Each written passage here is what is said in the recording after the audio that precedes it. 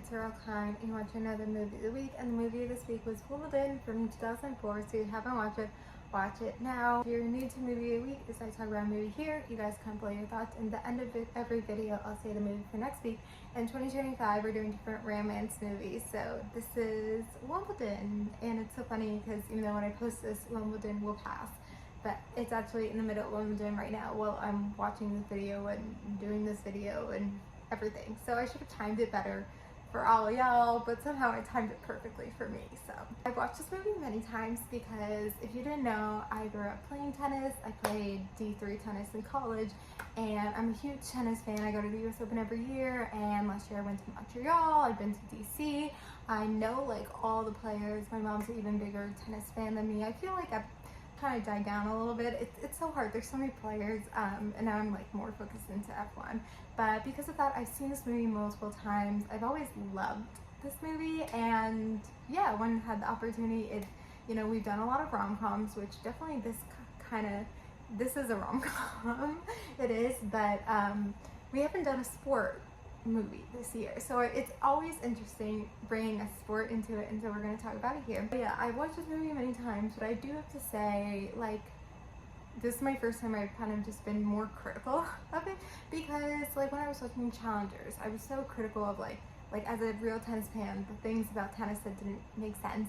And then when I just watched the F1 movie, and so as an F1 fan, like the things that don't make sense, like I point out, So this time, definitely when I was watching it, I was like pointing out the things that didn't make sense for Wimbledon, but it's a movie, whatever. Amazing cast, we'll start with that amazing cast.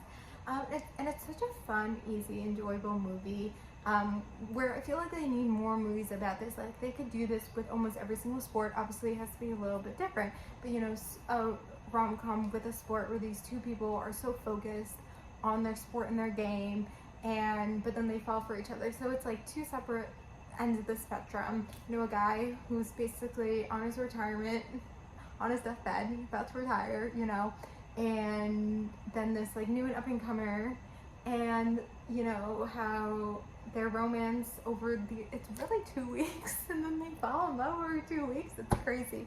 But yeah, it's just, and then how like tennis takes a play, and then tennis is such a mental sport too, so I feel like they didn't dive too deep into that, but it is such a mental sport, and how tennis took play. And I feel like the tennis in this movie isn't too bad. Like I feel like in a lot of tennis movies, you can tell the tennis, like they're not actually good at playing tennis. I feel like it wasn't too bad. What I think about is this movie is so old now. It's like over 20 years old, and even like back then, like the play was so different, and even like the players now, it's like so crazy how old this movie is, and they like need, like I feel like they can make like a new one in the 2020s, whatever you want to call it, about this movie, where it's like a refresh, or maybe it focuses on the US Open or something like that, because yeah, this movie's just so old. And it's so funny because Austin Nicholas's character, his look reminds me so much of Grigor Dimitrov, but this is before even Grigor Dimitrov was like a professional tennis player. Like I think he became a professional tennis player in like 2008 or something, so this movie is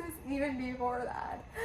But yeah, just like such a fun, good, easy, watchable movie, and it had different plays to it, but I think it also had like a lot to do with family and love, and it talked obviously clearly a lot about love, and love means nothing in tennis and things just like that. So there isn't much to critique, but if you haven't watched this movie, I'm glad you watched this movie. Like it's an underrated movie.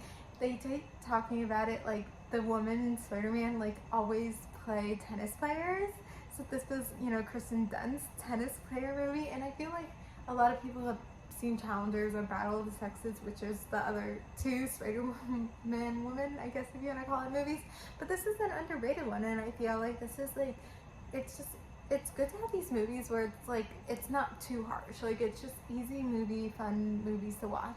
And I'm glad we did a sport one this year, because as I said, like I think the fact that they're focusing on their sport when they shouldn't be falling in love with each other, or just trying to keep it casual, but then they do fall in love with each other, like it just takes a play. And I wish there was more sport movies like this, because I feel like it combines love and sports, and like that's a real thing. And I don't know, anyway, I don't want to get too much into it, but I know this video is a little bit on the shorter side, so just talking about it. Anyway, I'm going to end it here, and then the movie for next week is Every Day from 2018. So comment below your thoughts about Wimbledon, and then what's every day for next week. Thank you guys for watching. Like, comment, subscribe, and bye.